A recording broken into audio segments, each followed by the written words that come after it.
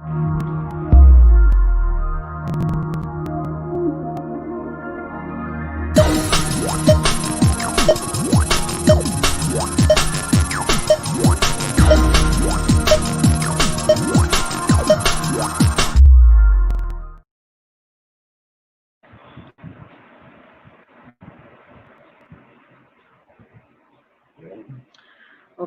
and good night. Welcome to another in the series of our town hall. We thank you very much for joining us, and we say from Studio 21, good night and welcome. We start tonight with our usual prayer.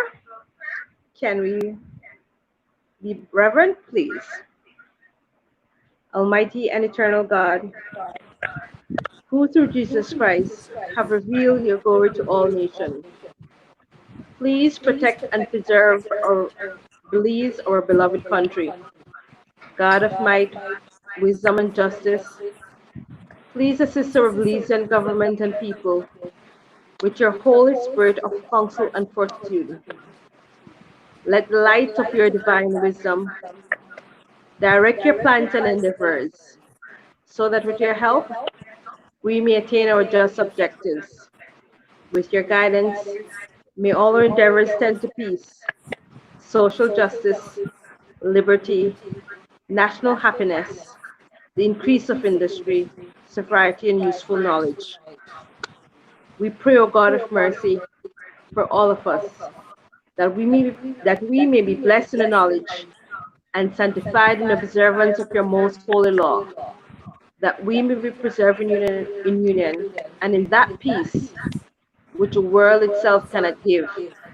And after enjoying the blessings of this life, please assist us, dear Lord, with that eternal reward that you have prepared for those who love you. Amen. Okay, Arthur, good night.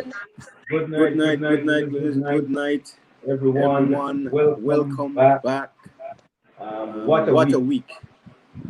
I think this week has been, in terms of the events for the past few days, one that's going to go down in infamy. I have never seen the level of brutality meted out against Belizean citizens, the likes of which have been evidenced at the port authority yesterday. Sad, so sad. I feel for every worker who have been laid off, every union member who was physically violated by the law enforcement apparatus of our country.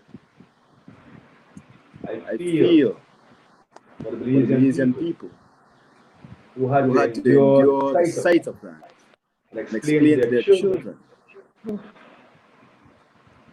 How can you explain that to your children? That standing up, exercising your constitutional right to demonstrate against injustice in a peaceful manner may actually subject yourself to brutality and even the possibility of death. Death should not be within the parameters of consideration when you're engaged in a lawful pursuit, especially one that is nonviolent. I condemn in the strongest manner possible the charade that occurred and the charade that followed. Don't tell us about someone will be responsible or held responsible after an investigation. The decision had to be made by someone. And that decision was made yesterday. And it's not going to take a Okay, guys, month or a year. Arta, I'm going to need to interrupt you. I'm going to need one of you guys to turn down your mic.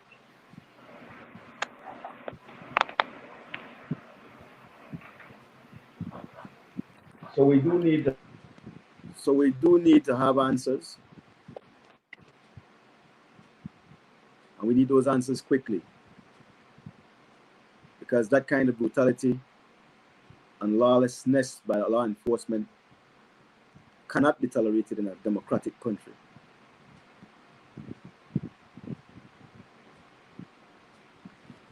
What is so sad out is that we have always felt that when we voice our opinions, we should be doing so in a democratic country. And in a democratic country, you should be able always to ensure that your voice can be heard. It shows the type of country now that we are living in. And it's sad that people now are fearful to stand up for their basic human rights, the right to work, so that they can feed their families. That's sadly. Well, very sad. Here's the other thing that has to be considered, Glennis. It seems to me, if we are to believe the Commissioner of Police and if we are to believe the Minister of National Security, it seems to me that our police officers are mercenaries, guns for hire. But then I think came about too, a lot of these things started with the state of emergency. The way the police, at the beginning, what the minister had said to them, Akko didn't have sense. He gave them that authority. And now that is what we see, the product of what he had said at the onset of this state of emergency. He forgot that people will, even under a state of emergency, should have rights. And the police now, because I believe, and I don't blame the police all 100%, because if they were properly trained, given them the proper tools and equipment and the training that they should have gone through properly, this would not have happened. It shows that when you try to jumpstart something and you don't follow protocol properly, Glennis, these are the results. Those fellas had serious tools out there, Glennis. Those people, they had short barrel rifles. They had, man, if they had any better equipment than they had yesterday, people would have been dead. I'm kind of glad they only had the equipment that they had yesterday, because the thing about it is this: they have really gone too far. But it goes beyond what it goes beyond that state of emergency, because here's the thing: if we have to take the minister at his word and the commissioner at his word, they are saying that there was a three-way communication where it was made abundantly clear that no force was to be used against the protesters. So that's what those things. That's what they're saying. Not going to use force. Precisely. Why bring out the GSU if you're not going to use force? Again, the commissioner is saying that he did not authorize the GSU to be there. That he sees this as an act of provocation, which it very well was an act of provocation. But if he didn't authorize it, and the Attorney General didn't authorize it, who did? The buck stopped with them. Okay, what? Wait, man, we have to delve deeper into this thing, because as I am saying right now, and this is the second time, because I remember when the port was being taken over by the Ashcroft Group, I was there as the attorney representing Lucas Pat. And the same thing occurred. There were GSU. There were militarized police that came and secured the premises, even though this was a private arrangement. Had nothing to do with the state at that time. The port was private. The entity taking it over was private. So why was it that the police was used then, as it was used now in this context? No, at that time, nobody really had any sympathy for Luke. But look at what that has wrath now. And the question has to be asked. Who is the piper playing the tune? Who is the piper playing the tune that brought the GSU out there outside of the authority of the Commissioner of Police and the Minister of National Security?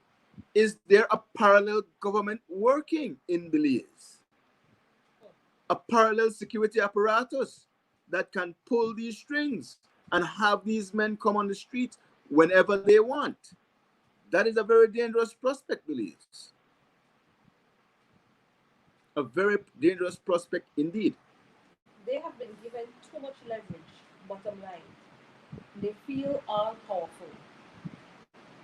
At the end of the day, what we have to understand that in everything we say, in everything we do, we have to have them now accountable. And this accountability is something that we can't wait for a whole investigation. They have to start to be a more transparent look into the police force. And for the first time, I feel if Chester is telling me that he didn't give the orders, then as commissioner, I'm sorry, he has no power. Well, in that regard, then due process shouldn't take long. It shouldn't take long to figure out who gave the order. And I believe that's what the Belizean public wants to know. Who gave that order to have the GSU there, and who gave the order for them to open fire on defenseless civilians? That's what the people want to know. Okay, somebody wants to know what's happening with the port. Explains who owns the port right now. Well, the port is owned by the Ashcraft group of companies. It's being managed by Mr. Vasquez, Tux Vasquez, on behalf of Michael Ashcraft. And again, it is regrettable that this is so, but it begs the question. We have seen Michael Ashcraft on a national PR campaign over the past few months. What does he have to say about this issue? The port is not in receivership anymore, Arthur? Well, it should have been in receivership. It was taken from Lucas Spat in lieu of debts owed to Belize Bank. But again, receivership is a mechanism used in order for the debtor to collect, or the mortgagor to collect from the mortgagee when the mortgagee has defaulted in paying the loan. It is supposed to be a mechanism through which funds are collected until the debt is recovered, and then the business returned to its owner. But in Belize, when business is going to receivership, it stays in receivership and it's never given back. Like they call Barotech. Because at the end of the day, what even the Attorney General today was calling to see the books. So it shows where our laws are falling short, because if it's in receivership, there should be some type of accountability to our Belizean population. Well, or to who. There must first be accountability to the business owner. To the owner. But and he has to know how far his debt is and how it is being paid. Exactly.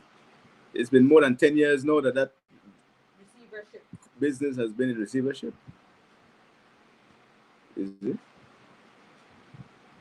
Sad. Very much so. And so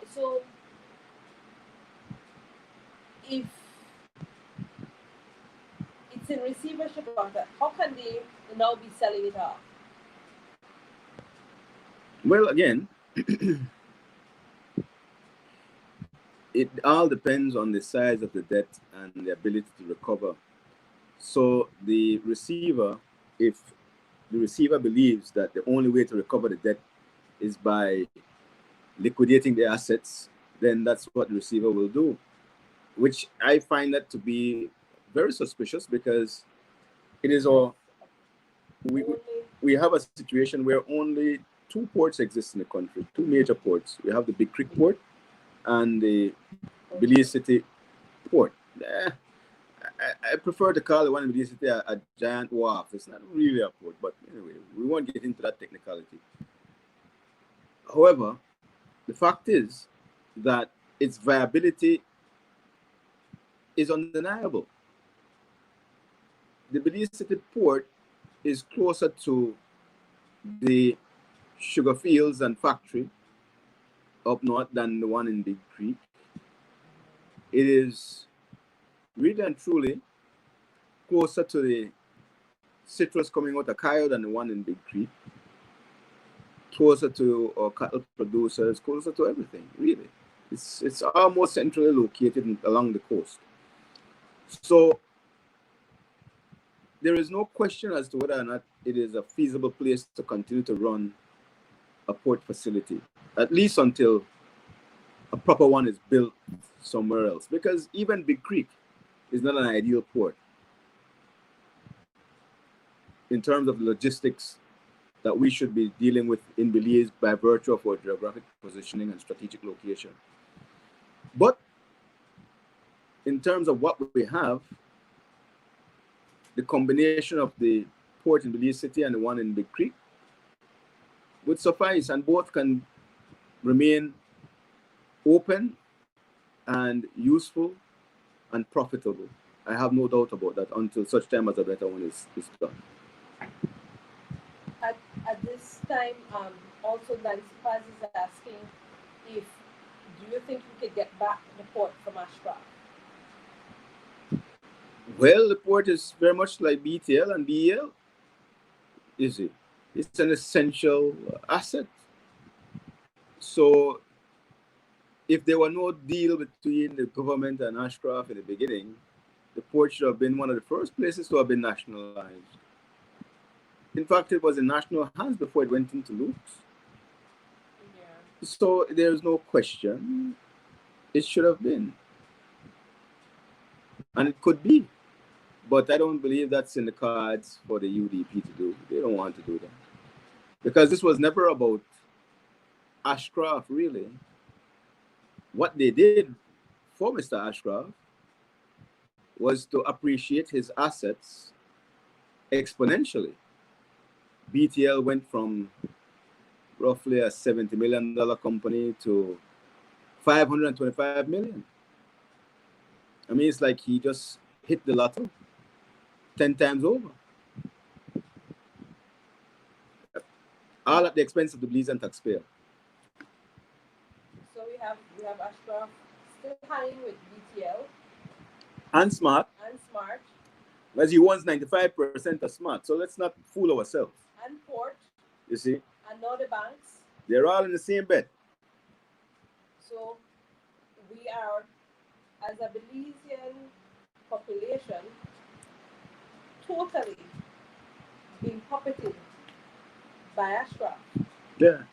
Because all our main financial entities, the phone, our trading, our finances, all now are in just one man's hand, Michael Ashcroft. And if Belize, and the thing is, more and more what we're seeing, that Belizeans are not taking our country serious. They're not seeing, or they're seeing it, but nobody is moving or trying to make a change. We have to, no matter what. We do. We can't let this continue. We can't continue with the same old in the country. Philip Wilson said famously, the time to save your country is before you lose it. And we are fast losing it. Is it? And both parties tend to, when one is in power, Michael Ashcroft plays one against the other. Now, Glennis, we do have eminent guests waiting for their introductions. And I would not want to keep our audience waiting. So could we, after hearing some of the comments of our loyal viewers, can we go to our first guest? Okay. We have. Okay. Somebody's telling us about our feedback. No feedback. Okay.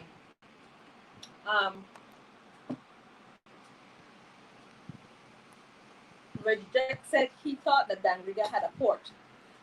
Dangriga, the key word is had. That port was closed, I think, over 10 years now. That port was sabotaged in order for the Big Creek port to be developed. Let's just say it for what it is. And as a result of that, Dangriga has been in economic depression ever since, which is something that both PUP and UDP administrations should be ashamed of. Exactly. Totally ashamed. Because they have let down an entire district. One of the most productive and prosperous districts in this country has had its flagship town in a state of depression for more than 25 years. Ridiculous. Good night, Miss Christina. Mr. Swanzo asks, says Ashcroft controls the foreign exchange pipeline. Yes, he does. Well, he does now with the purchase of Scotiabank, because you must remember that before the purchase of Scotiabank, the affiliate, the correspondent bank relationship that he had with a bank in the US, that was cut off by virtue of the shenanigans that went on with the Panama Papers and the involvement in all these shady offshore practices in Panama. So he was caught up in all that. Not to mention the whole thing with Sanctuary Bay, that Deep Sixth Atlantic Bank International caused them to close down completely. So the only bank in Belize that had the correspondent bank relationship was Scotiabank. And now it belongs to Ashcroft by virtue of that purchase. And not only that, with the purchase of Scotia, some of the employees' jobs now will be at risk. At 1 year. After 1 year, Ashcroft is going to get rid of all those Scotiabank employees, bring everything under one roof at the Matalan building. And just as we have today, where 36 persons were put on the street and their families left in limbo, count the number of Scotiabank employees across this country and you'll find by next year how many more families are going to be in dire straits. All right, and Nancy Paz says Ashcroft owns Belize, and it looks like No. Ashcroft don't own Belize, because he don't own me. And we are part of Belize. Hey. And he's doing the things he can't do in UK, he's doing it here in Belize. I think that is so true.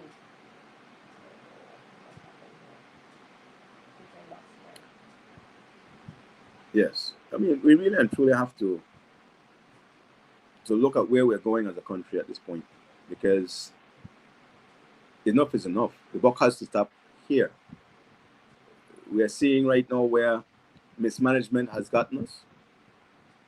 We're at the point where the economy is on the brink of total collapse. Everything is being cut. Salaries are being cut across the board. It's ridiculous. It's ridiculous. And the thing is, more and more we know that in Belize we're getting we are getting to a situation where Belizeans are not seeing themselves with a financial future. We're becoming more and more destitute. And what will happen you will see people, if this continuous, crime will increase, because when people cannot find the jobs, that is when we start having crimes. When we cannot provide for your families, when we cannot find the opportunities out there, we find ourselves in more and more problems. Arthur, I think it's time for us then to bring in our guests. Could you introduce the guests, please? Well, we have with us tonight eminent Belizean attorney, one of the young guns, Mrs. Michelle Trapp. Ms. Trapp is known in the Belizean legal fraternity as one of our foremost young researchers, foremost litigators in relation to human rights cases. She is well on her way to making her name. But presently she's in exile. Good night, Michelle. Hi, good night. How are you? I'm good. And you? Well, listen, having you here right now, being able to see you and seeing that you're well, although you're all the way out there in Uncle Sam country, gives me cause for optimism. Well, I'm glad. So tell me, what is your view on what's taking place in Belize right now? Well, first and foremost, I want to say that I stand in solidarity with the union, Christian Workers Union. It's sad watching what happened yesterday at the Port Authority. It's almost like if you're watching a movie. I must say kudos to Marisol from Creme TV, who gave us blow by blow account of what was happening, especially when you're so far away, you know, you're on the edge of your seat, you want to know what's happening, and she was able to bring that across. I do know that the matter is before the court in terms of an injunction when it comes to the union, and I believe that there will be other matters going to court, and so I don't want to speak too much on that, as I am one of the attorneys working with the Christian Workers Union, myself, Mr. Anthony Sylvester, and Mr. Greg Chuck. All three of us are working along with them, and so, you know, documents will be filed as it relates to the union members. As it relates to the whole issue of receivership and who is at the helm at this stage, I rather not, shed any discussion on that. I want to focus on just the human rights aspect of things, protecting people's rights, and Yes. So the union members, Certainly. definitely, I intend to do more work with them in that regard.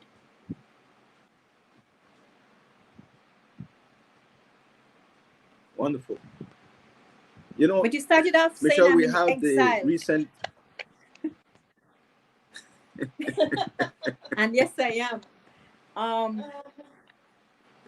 I've already submitted my application to the repatriation process in order for me to make my return back home. So I'm basically waiting for a response from them. Last week, I contacted a young man who I saw on Facebook, said he's going home. So I messaged him. I'm like, oh, good for you, But he sent me an email address. He said, oh, contact this person. Remind them of your application. And I'm like, it took me a while to make the application in the first place. Because as far as I'm concerned, Belize is my country, my home. I shouldn't have to apply to go home. But fine. Nearing the end of June, when I realized, okay, July 1st, the borders will not be open, then I said, let me do an application. So I did my application, emailed it to them, and I received an email the very same day. That was June 5th. July, telling me that, I need to make my application through the link. And so I proceeded to do that. So I had to do that for myself and for my daughter. And it was only today, Arthur, when I was preparing for your show, I said, let me check when I did my applications, that I realized there was another application I needed to Yes. file. One has having to do with the health authorities. I don't get need for the two application because really and truly, and I think they've already been seeing it in terms of the one for the health asks you if you come in contact with anybody who exhibits symptoms and so on. But really and truly, if person's asymptomatic, how will you know that? And they put you in a position basically to tell them what they need to, what they want to hear. Who's going to say yes? I'm in contact with persons who display that they have COVID-19. You don't even know what are all the symptoms as it is, and the records that that they're saying so far in Belize as it relates to persons who have tested positive, they're asymptomatic. So you may very well come in contact with persons but don't know. So for myself, But you see, Michelle, there may be persons out there, not professionals like yourself, but persons who, students, for example, who may be out of the country and wanting to come back home because schools have not reopened and they've been on a long hiatus, and students always live from hand to mouth. We were there at one point. Yes. Now, to force these people to stay away from home where their resources, thin as it already were, would actually now be non-existent, man, that is cruel. It's unconstitutional because we have no general state of emergency in Belize anymore. You already have your quarantine centers set up. So the mechanism is in place to at least accommodate our citizens. So whether they be infected or not, because infected people are coming in every day now. They are jumping borders, they're coming in without even being checked. We just pop up in our communities and we find out that they're ill. Why not allow our people who are outside, students, professionals, to come in under the basis that they pay their way in quarantine? That should be the only criteria. It shouldn't be that you have to go through any long application process and wait for this and wait for that. If you can afford to come to the border, afford to come to the airport, once you arrive, they process you, they put you in a quarantine for how many days they need to put you in there, and that should be it. We are Belizeans, man. They can't be doing this to our people. I agree with you. And the thing that I find funny is that when I sent it the wrong way through the email to the protocol email address, I received a response that very same day. And then when I did it through the link, that's why I'm still waiting. Okay. And so you didn't get a feedback. Sorry. So as far as you're concerned, you're still like on a waiting list. Well, I don't know what list I'm on. All I know is that I made the first application as it relates to the one from the Ministry of Foreign Affairs, that application. And then there was another one that I should have filled out for the health aspect of it. But to my mind, you're duplicating things when there's no need to. The first application you fill out would ask you as it relates to if you have symptoms, COVID symptoms, and ask for your name, your address, your phone number. Then the second application asks you the same thing. I don't understand the need for the duplication. I take it, well, they do. My thing is move it along. I've been out here since March. I've been waiting, taking care of myself and my daughter, protecting myself, wearing my mask. There was one spell we were wearing gloves. Then I told my daughter, you know what, we're doing too much. So let's pull back on the gloves. We just sanitize, social distance. But I must say, though, that I've been using the time to learn a lot about American history and Black American history at that. Right now, I am in Georgia, and I believe you know the two giants passed away last week. You have the Congressman John Lewis, and then you have Reverend C.T. Vivian. And so getting opportunity to engage in that process, in the funeral, what, hearing the different discussions and so on. So I'm learning. That's positive.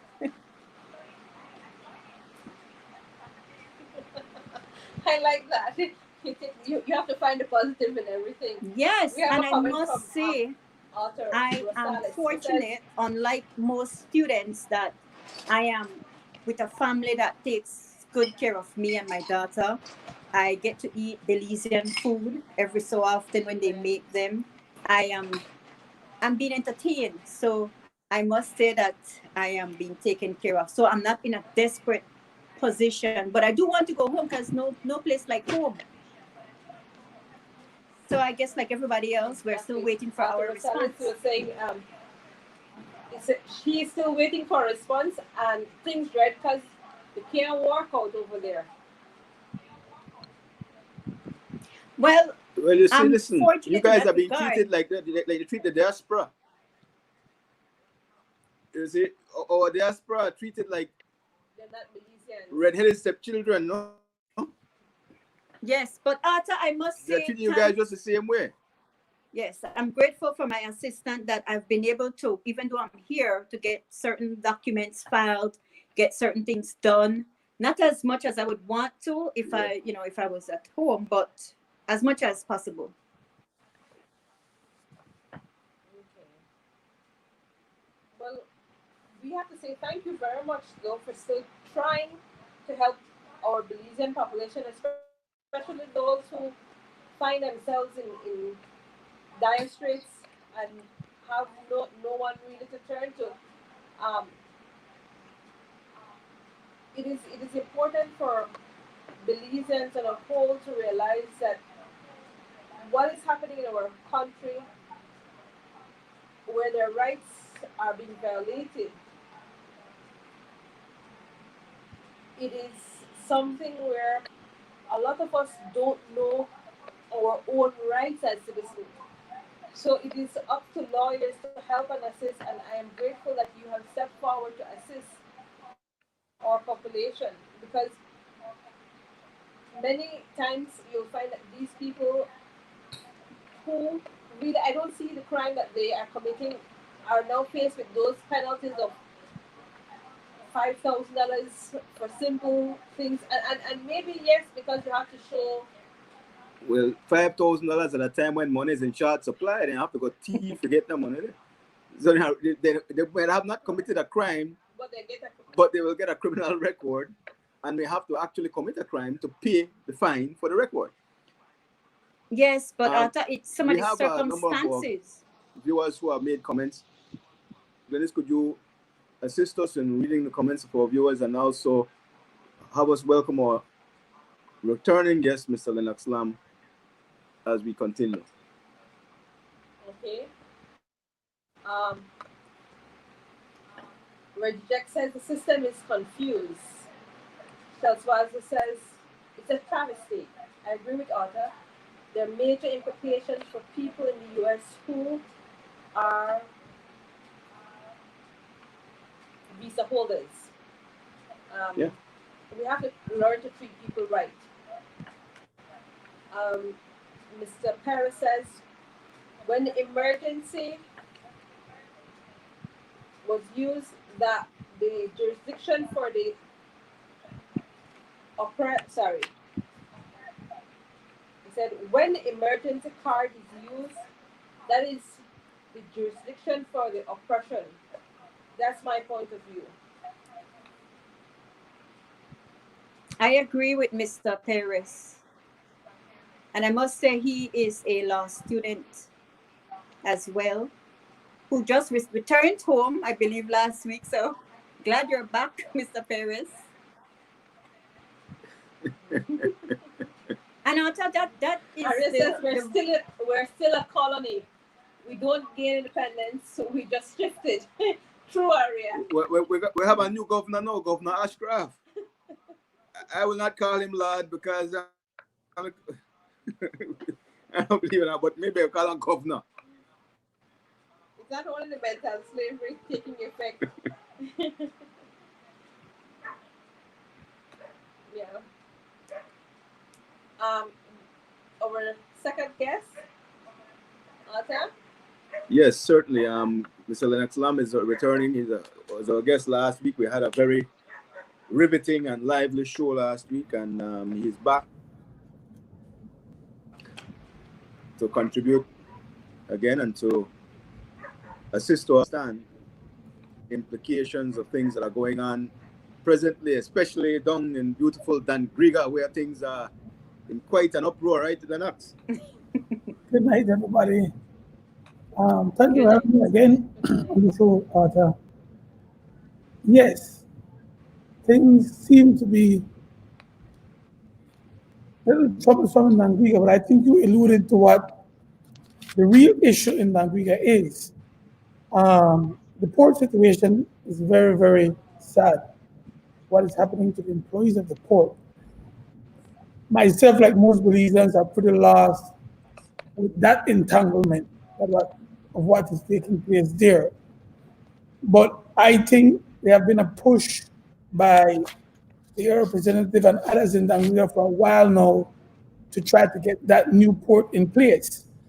And what better time now, Arthur, whereby if the government is so upset with Lord Ashcroft and the workers are so upset with Lord Ashcroft, why don't we infuse back an economy into Anguilla by utilizing this port? Nobody's saying anything. Some infrastructure is in there, so it won't take that much. But this would be the ideal time, I think, for us to reconsider reopening that port in Dangriga and try to build back the economy of the South or that forgotten district for so long, no? And just give the whole landscape a little shift. Because I don't think the fight at the port in Belize City is a fight that can be won by the way by what we're doing. I mean, you explained earlier, Arthur, it seemed to be a transaction between a bank and a private owner, and the government interjects its military arm in it to basically police the situation. So now we have unions on one side who are fighting to work in a port that the plans looking like they're going to mechanize it and move to a new mechanized system. So what the investors want, what the owners want, will eventually displace majority of the workers at the port. So if we want to preserve jobs, if we want to preserve life for the stevedores, the only next option is for the government to take control of the port in Dangiga and displace majority of the workers at the port. So I don't know, Ata, is it a possibility that they could actually, who owns the port in Dangiga? Is it still owned by the government? You know? I think it's still owned by government. It was just closed.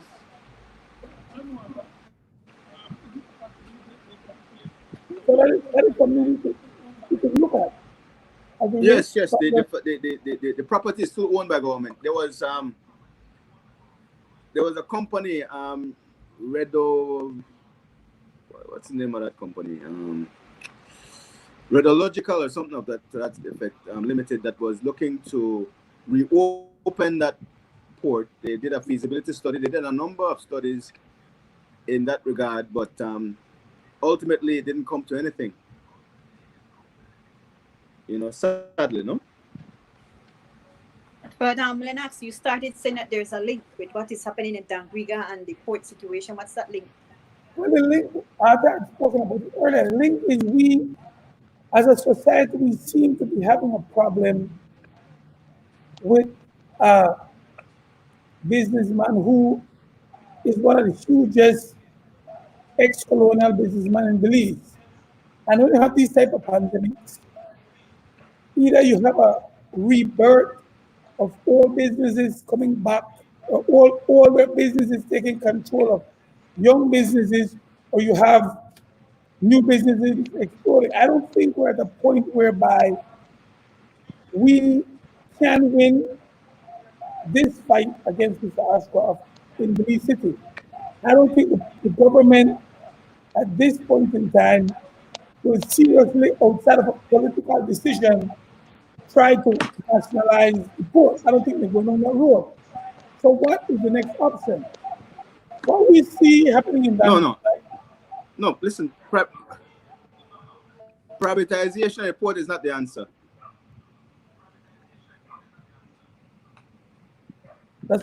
Nationalization of the port is not the answer. Let me put it that way. That's what I'm saying. So what is the next option? Are we prepared to go into? What the new group is planning to do is the fact of the matter is that Belize is in need of a new port facility, one that is on a much larger scale than the ones existing now. There may actually be the need to reopen the Commerce Bight port in order to be able to increase our ability to have goods be delivered and taken out of the country, because the economy, I don't want to say at this particular point the economy is not growing the way it should, but we need to put it on a productive footing. We need to basically prepare ourselves for greater production. If we are going to bridge the gap where food security is concerned, for instance, we cannot stay in this infantile state, because we won't be getting anywhere with this. We need to be producing more, not less. We need to be giving incentives for producers to come in, because we have to appreciate the fact that we are so far behind. If there's one lesson that this COVID-19 pandemic has taught us, is that Belize is very weak when it comes to production. And one of the impetus for production is your ability to trade. And the key component for trading is your port and your roads. But the port more so than your roads, because you can take and bring the largest number of cargo at the least cost through maritime trading. So we need a bigger port. We need more ports. We don't need less. Exactly, and that's why I'm saying it's sympathetic what is happening in Belize City. But what is the fight about?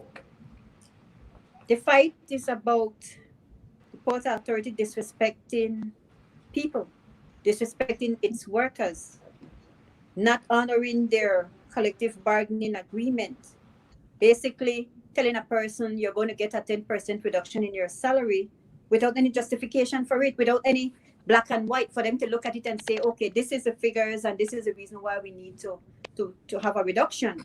And then in the midst of negotiating or trying to get that resolved, then you say, oh, we need to go to redundancy. And then of the 36, 29 are union members. Of the 29, 4 are those who are vocal. What is it? Is it another way of union busting? And then are we as a Belizean people going to sit back and allow that to happen? It is. It is. But what was the issue? It's straight up discrimination as well, because Section 17 of the Constitution is a provision that protects against discrimination. That is certainly a discriminatory practice, that you are going to target these people in that way, simply because they are allied in a cause to protect the jobs of their fellow workers. I mean, that's ridiculous. Not only that, at the end of the day, what we see happening is that you are showing people when things like this happen, and if we allow it to happen, we're telling the people that you must always sit quietly on the sidelines, or else. Toe the line, go along to get along. But guys, what I'm trying to get is, which means you're going to be exploited from now till thy kingdom come. But last month the fight was something else. The month before that was something else. The issue in that port is inadequate, and there'll be a point in time when that port will be obsolete. And we have to be progressive enough as a people to prepare our people for 2 years down the road, 3 years down the road. It's sad what is happening right now, but that is not the genesis of the problem. The genesis of the problem is that port is obsolete, and a new port has to be put in place if the country is to develop. We have a national port facility in Dangriga that can work while that port is being ready for the expansion it needs. Are we setting up as a union? The most ideal place for a port facility, Lennox, is Robinson Point. But The combination of Robinson Point and the Sabine Bar is the best location for a port. I had outlined that 10 years ago in the Gladden plan. It's there, but we won't get into that tonight. But certainly, I agree with you that the Belize City port needs to be phased out. It has to be. So what the suggestion I'm giving, and it's sorry that I always try to find a solution, is let us transfer the interest. Let's give the union. Let's allow the unions to buy in to a part ownership, a part control of the port down in Angriga, and then we move from that point on. But we get through this one, we get the workers back on. There is still plans for expansion. I mean, I went on a cruise a couple of years ago, several cruises. The issue with the ports in Belize, the cruise ships will not come in if we have those tender type ships, where we have the tender boats bringing in people. We fought, there was protest, there's this, and the big cruising companies say, listen, we're not going there. So what we're looking at, guys, we cannot set up an environment for our Belizean people that they will fear. When you travel to other countries, ships drive up the port, you come off because it's not safe. We will be faced with a situation in Belize where ships will be saying we're not coming into that port. And then we don't control shipping. We don't control the industry, so we cannot set our people on a 3-month stop or a 6-month stop. And I believe in unionism, but unions have always been progressive groups. And what our unions in Belize have failed their membership is to put their membership in a path for progressive development, investment. They have those dues. Invest those dues. So that these people can provide for themselves and their families. It's not a knee-jerk reaction, fighting. That's not how unions do it. And unionism has worked and has worked extremely well. So for most developed societies. So we can't look at it that way. They have to look at progressive moves, investment moves to get their membership educated and ready for the next step. And that is a discussion I want to see coming out of all of this. What are you going to do? Definitely. It's a discussion that has to be had.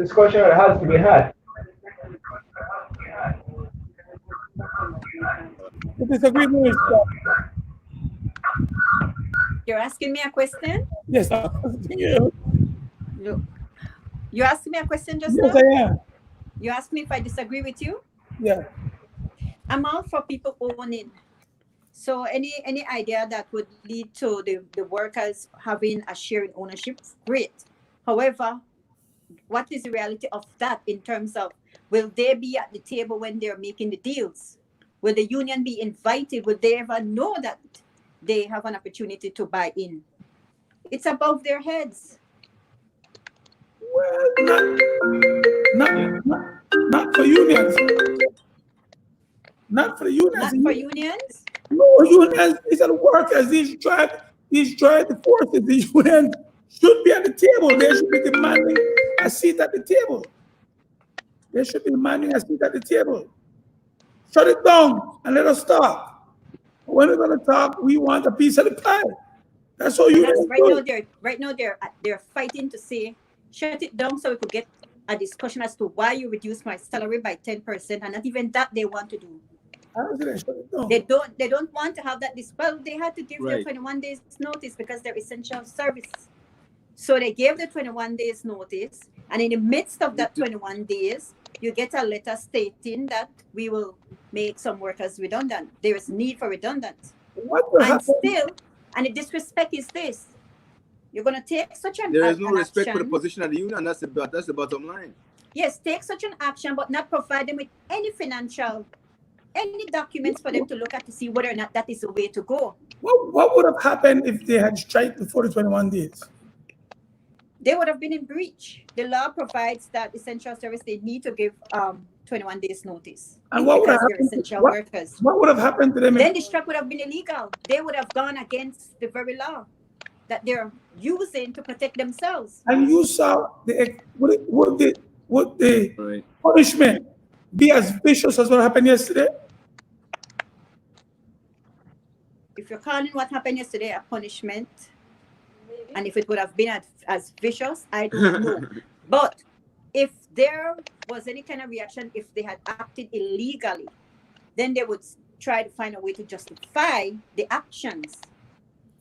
Guys, But they have given their 21 days notice. They're within that 21 days notice. They were peacefully demonstrating. We have the good senator there as well showing solidarity. And my surprise is that these people behind each man out there stands a family, stands relatives. Where are they? Why don't we see a crowd of people there while, yes, social distancing, but lending their support? because the state assaulted them yesterday. Anyway, I was saying to Arthur earlier, I do not use all the semantics yesterday. The state was the one who assaulted those people, not a group of police, not a fringing group. The police is the military arm of the state to maintain order. The assault on those workers was, the apology was a joke. It was a joke, it was a state. So the state invoked punishment from a group of people who were standing for their rights. At that point, whatever agreement we had would have been breached. No one of my workers would have been on that compound today. They breached.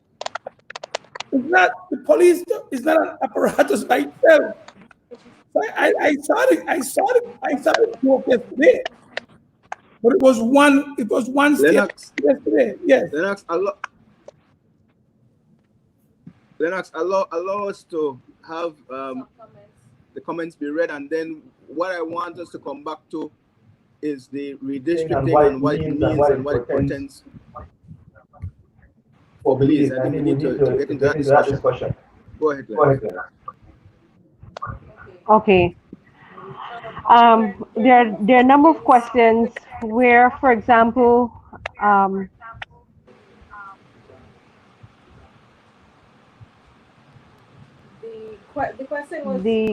question was what is happening with the Petrocarib fund? I think to be quite honest, that is no longer. Let's finish. Available. That's gone. Then Red Jex was asking what happened to the National Bank. Is it a private bank? No, it's not. But it's not a functional bank. You have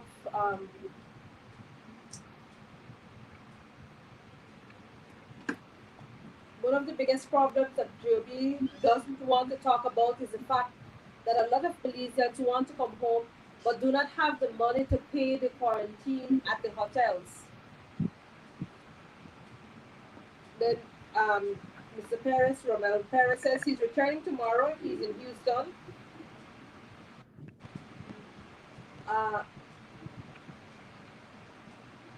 Bobby Lopez Bobby Lopez states, great to see you, Michelle. We will miss you in court tomorrow. I concur, Arthur. Ashcroft is wannabe governor, and with the Queen's blessings and the support of the magistrate loyal opposition. Jack says, please do your homework before you come to the show, please. Aria asks, Belize is not built for real business competition. Sorry, she's making a statement. There too much influence from the business class, oligarchy of political leaders.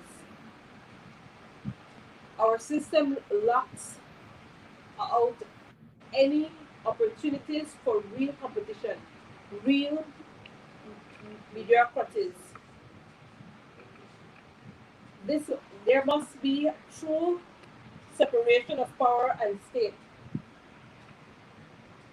Uh, powers of Belize from sorry, there must be a true separation of powers for Belize to grow. Powers is too concentrated in the hands of the few, and the few are not necessarily the brightest bulbs in the box. Mrs. Swazi says, this happens because of lack of controlled mechanism. No check and balances are in place to prevent exploitation. The makes a lot of money. Sorry, the port makes a lot of money. They're the only active port in the country of Belize. I'm sure the financial report will prove this. Lennox is using tourist port and shipping port interchangeably. The focus is different. Right. Reggie Jack says, Belize Union is not like Union in America, Mr. Lamb. Right. This is the thing, but again, we want to just to make the point. You know, we know that Ashcroft is looking to build a cruise port, and that cruise port is simply for that express purpose to deal with tourism. How viable that is at this time, one cannot say, because certainly in this pandemic and given the way that the cruise ships have been hit, there is no doubt that in the near and medium term, cruise ships will not be the best investment to get into, and a cruise port certainly will not be a viable thing in the short and medium term. We don't know how long this COVID situation is going to last. We don't know if the cruise industry is going to rebound to the point where it had been before it hit. So the viability of that project is up in the air as far as I'm concerned. But however, a logistics port, a port that moves goods, containers, that is an investment that really and truly can only give great returns. Because again, trade is the lifeblood of any country. And anything that enhances trade enhances your economic prospects. The key to national development is ease of access to capital, ease of distribution of finished products. If we have those things in place, you build on those pillars, you're building a successful economy. Ease of access to capital, ease of distribution of finished products. Belize is geographically positioned to be a logistics hub, but we do not have within the country leaders that appreciate the value of the landmass we occupy, and that is the problem.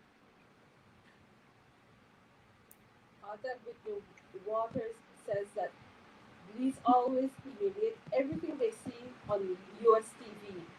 Why are the police force acting like Trumpsters in Belize? Danalan is agreeing, and Mr. Swazi says the law enforcement has become politically polarized. Oh yeah.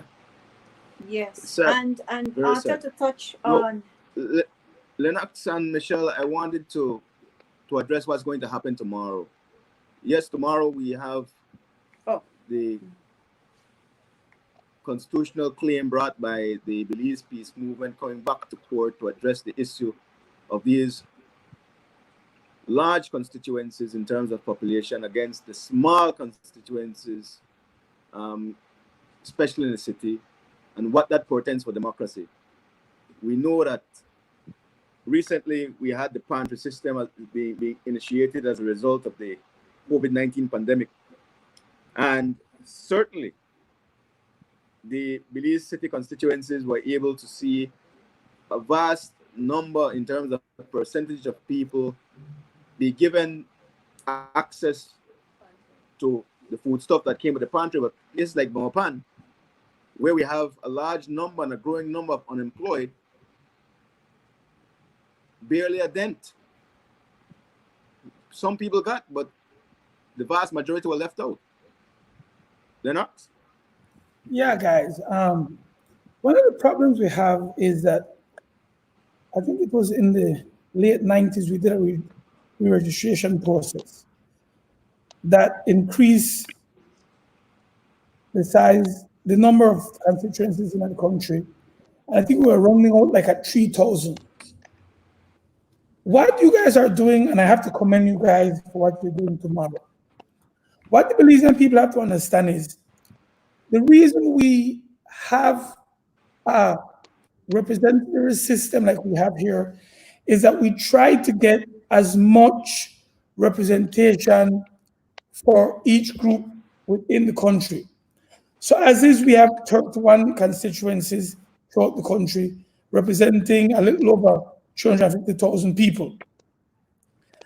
Ideally, when a democracy grows in population, you also grow in representation. So what we want is to have people who look like you, sound like you, think like you, represent you, and take your issues into the House of Representatives, whereby they can table for laws and legislation that will better off your way of life. What we have had over the years in Belize is that to maintain political power, we have concentrated power into a very small geographical location, which is Belize City.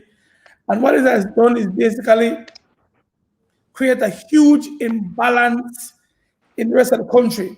We look at somewhere like Dangriga, because Dangriga is a hot spot tonight.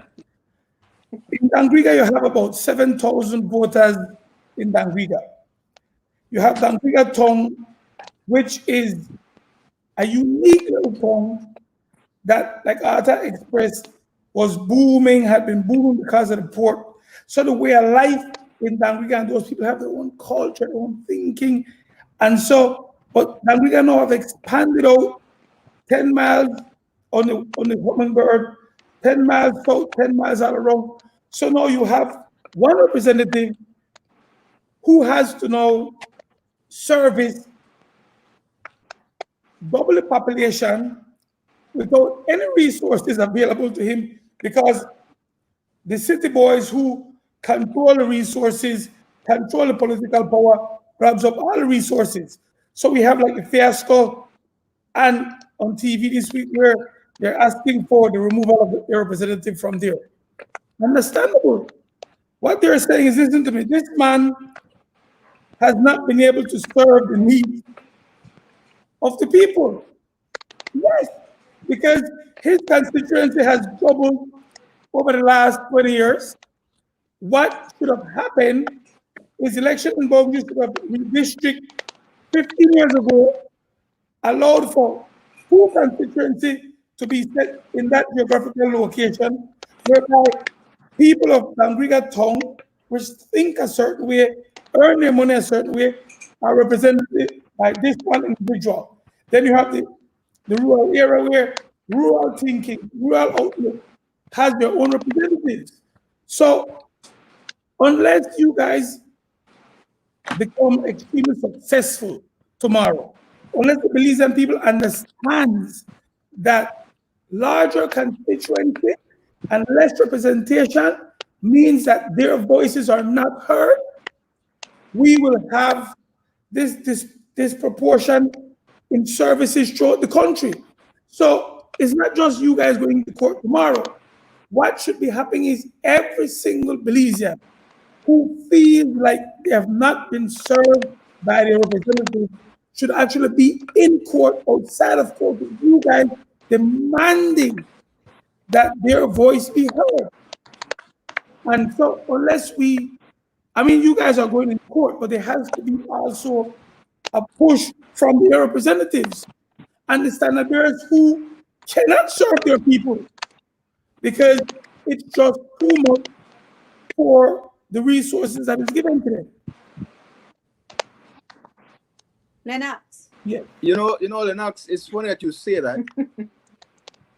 Go ahead, Michelle. No, my thing is he has been area rep for all these years. He never realized that before.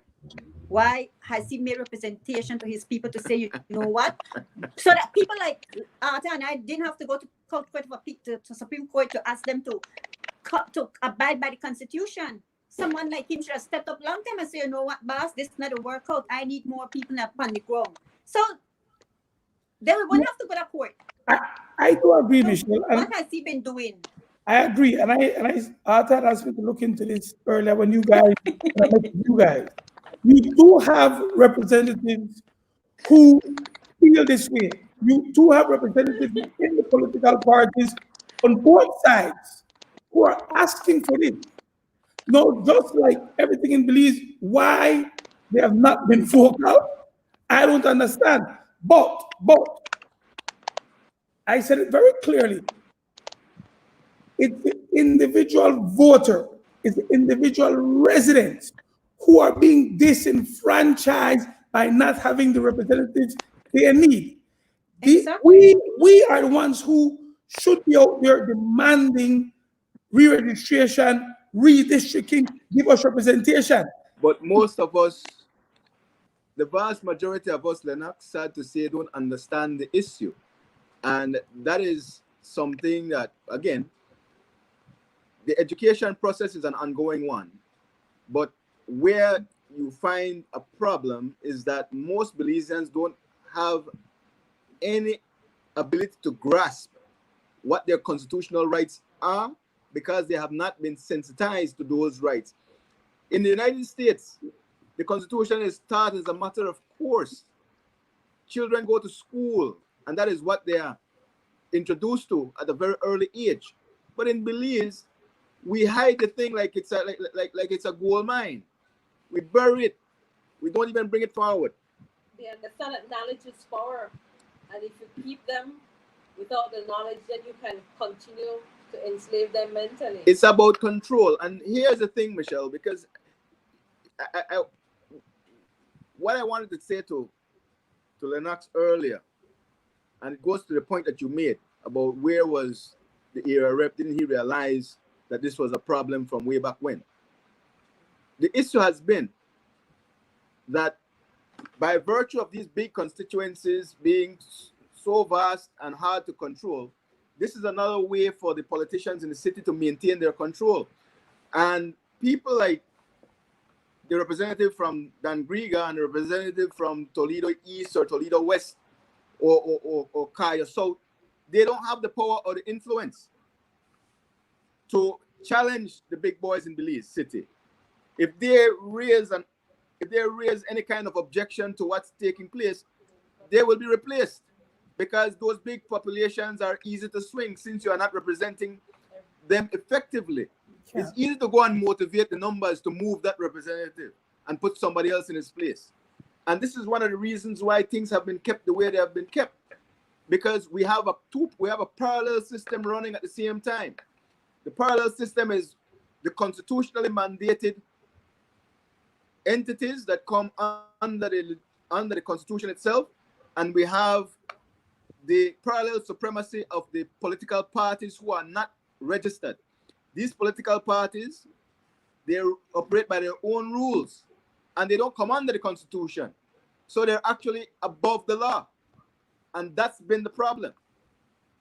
The political bosses don't answer to anyone but themselves. Arthur, I think there has to be a shift.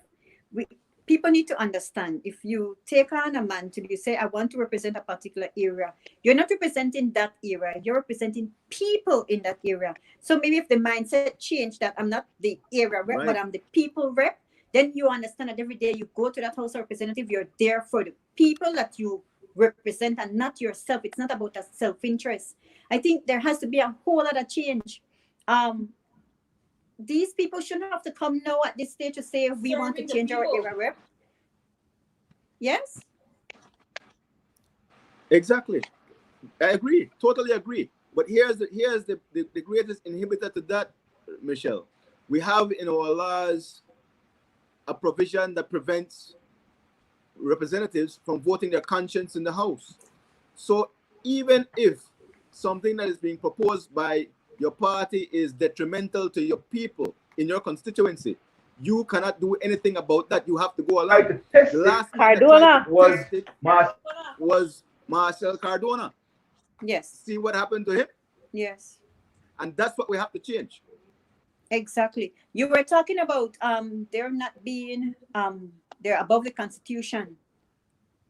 But I remember some years back there was a social conscience or a Yes. social contract being signed with the people by one party which said if we don't do these things, you can hold us to it. So then what you're telling me, Ata, is that if I wanted to take them to court, I couldn't have? You could not take them to court. All that was a fraud. Okay. That was a big fraud perpetrated on the people. Guys, it's as easy as this. It's not even complex that I won't even talk the Constitution for people to appreciate this. If you have one teacher teaching 60 students, how much would you get from that teacher? We clamor for smaller classrooms. Not so much. that we get more. It's Oh, the exact same concept, guys. I get you. Big crowd, smaller representation. We just need to open it up, and politicians will only do what they're forced to do. The cry has to come. We can't start it from the top. The cry has to come from every single Belizean who feels like they're not been represented properly. And we have a large majority because the redistricting is almost 20 years old.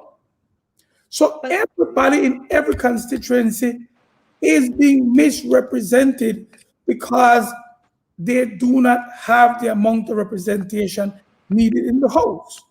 Next, the next thing is how much laws have any of these representatives been tabling in the last 12 years? You need to ask your representative, how much laws did you take to, because these people are being paid to write laws to make your lives better.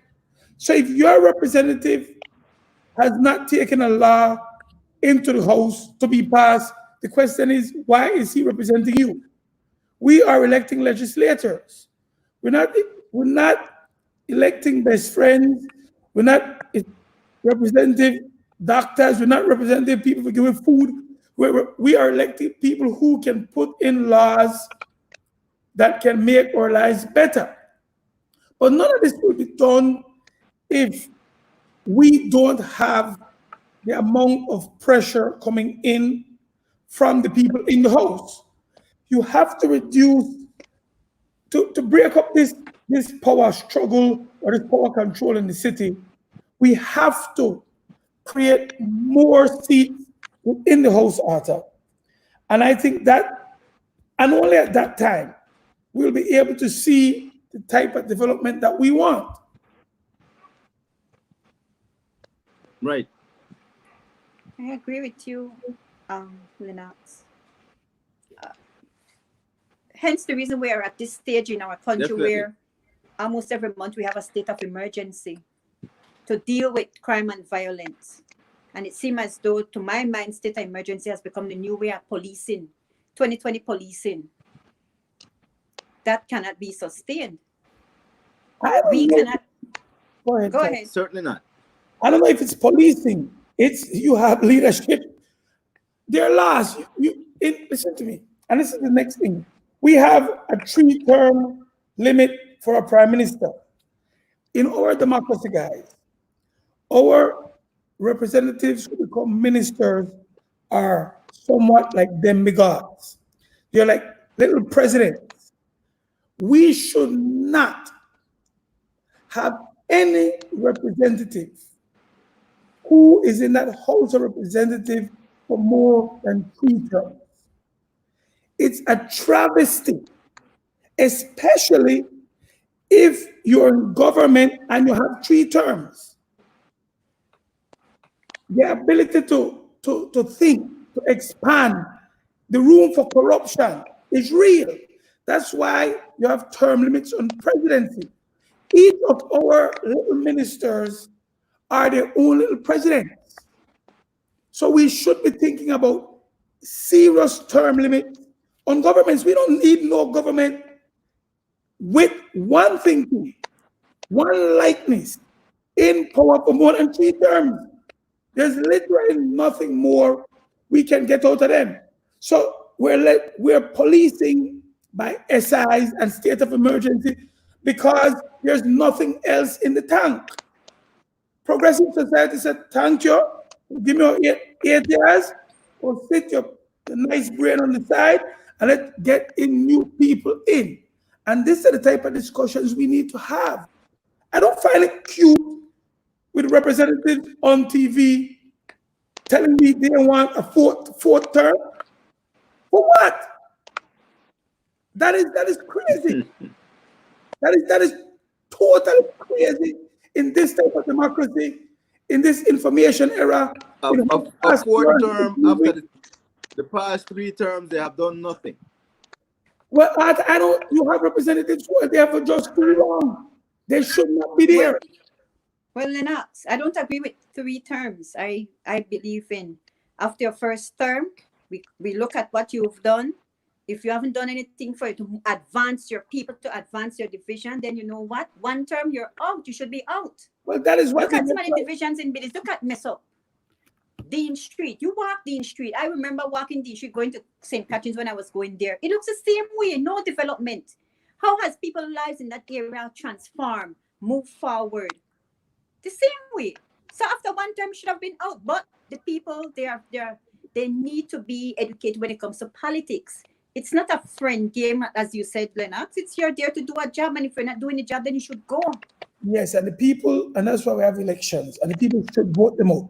But if the people are not, you say, smart democracies, you don't leave everything up to the people. That's why you put in term limits. So we're saying, we're going to give you 2. If you become a representative and the Prime Minister knights you as President of Minister of Health, you have 2 terms. And they will purge themselves out the system. If they can't be cabinet minister for more than two terms, they will tell you they don't want to run no more. So we have to figure out, not only redistricting that. Let's just stick a pin there, Mr. This is a change that we want to see, and I honestly do believe that here in Belmopan, we will make that particular change. Because like Mr. Castillo said just now, Belize need less of the PUDP and more progressive free thinkers like Arthur Saldiva, and that's why we want Arthur Saldiva from Belmopan. Beatrice Garbutt says, totally agree with you, Arthur, regarding the importance of economic and import and export control in Belize. This is exactly why it is important to Ashcroft that he gets control of the port and the banking industry of Belize. We can safely say that he already has communication in Belize because we do not have the money to pay him off for BTL. The next thing he will go after is the airport. Once he has control of these areas, he will control Belize. Mr. Jack says, Arthur and crew, please can you inform the nurses and doctors that Jack's Trophy is donating a medal to everyone, thanking them for their service.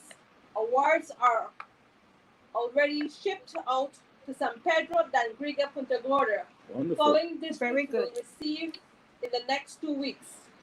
Wonderful. Good job. That's right. We have to put the people first. And Mr. Jackson, is something that I am passionate about. The people should be put first because we are here to serve the people. If you're going to get into government, yes, the people should be first and foremost. Mr. Swanson said, I agree, Michelle.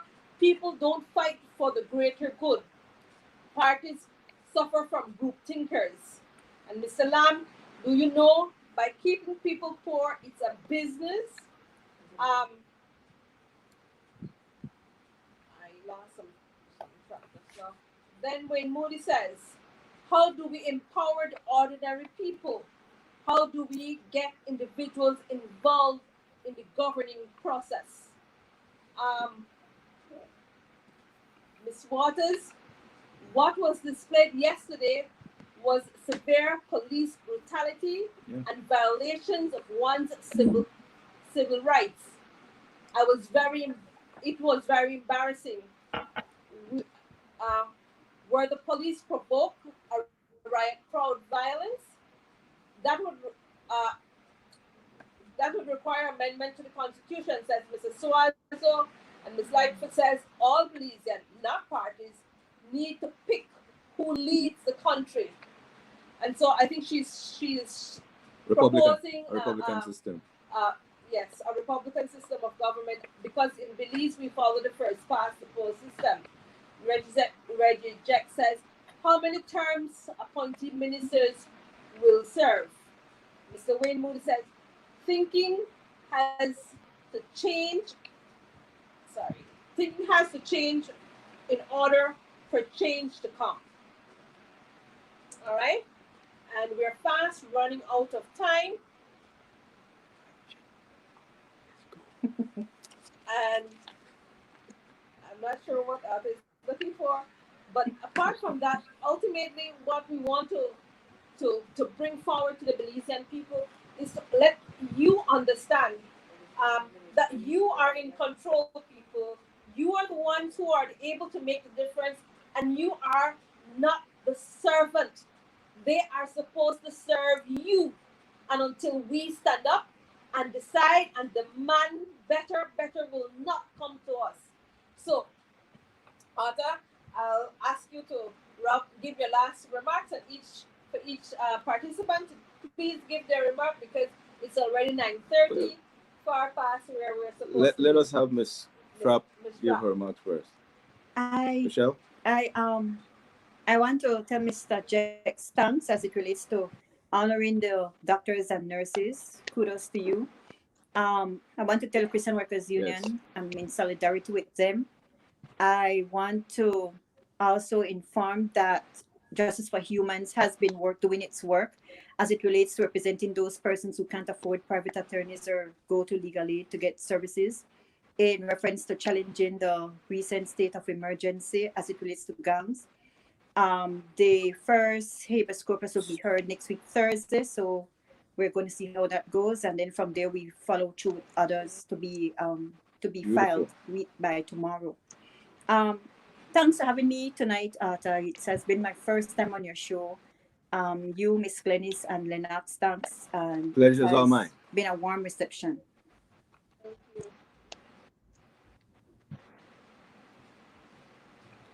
Lennox? All right, my last remarks is we're living a wonderful time.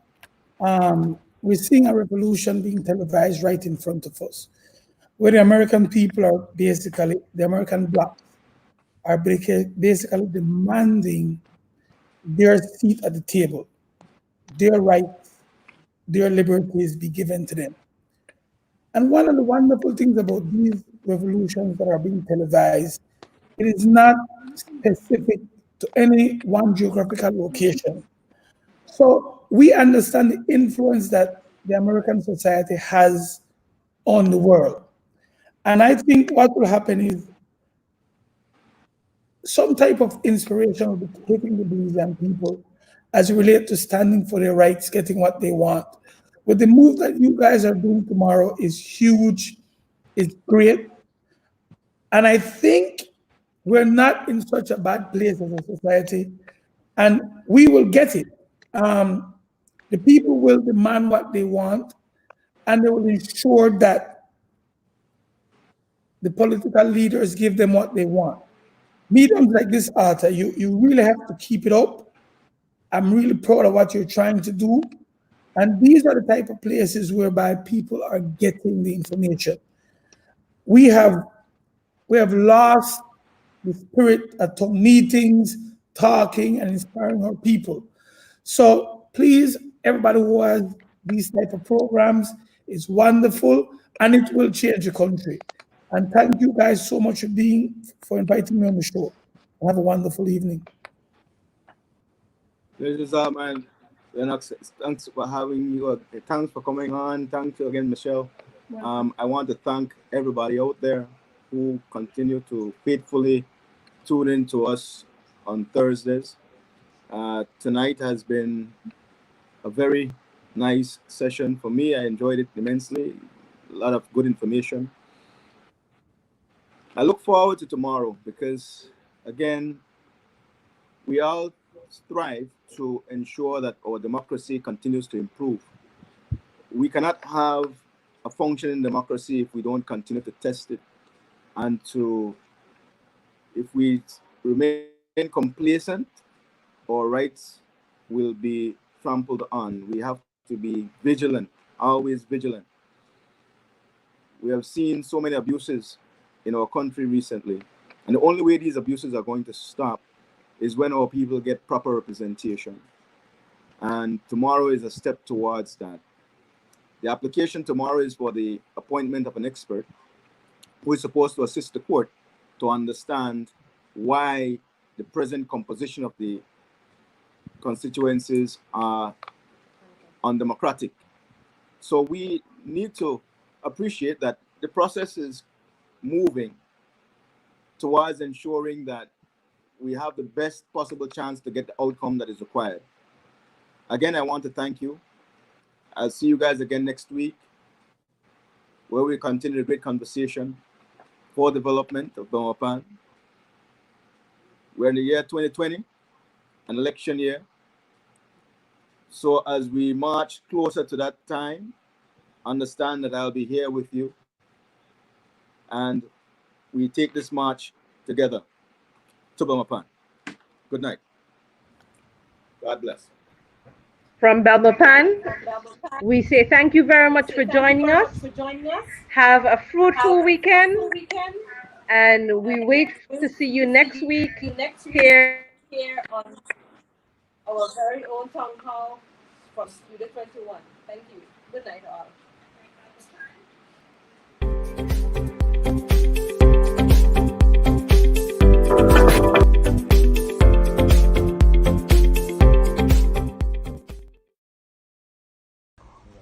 My friend, I want to welcome you to the Artist Saldiva for Bamapan page. You have made a brilliant and wonderful choice. On this page, I want to introduce you to the beautiful city of Bamapan and the socio-economic plans that I have for its enhancement. We want to make Bamapan once again the shining city upon the hill. Thank you.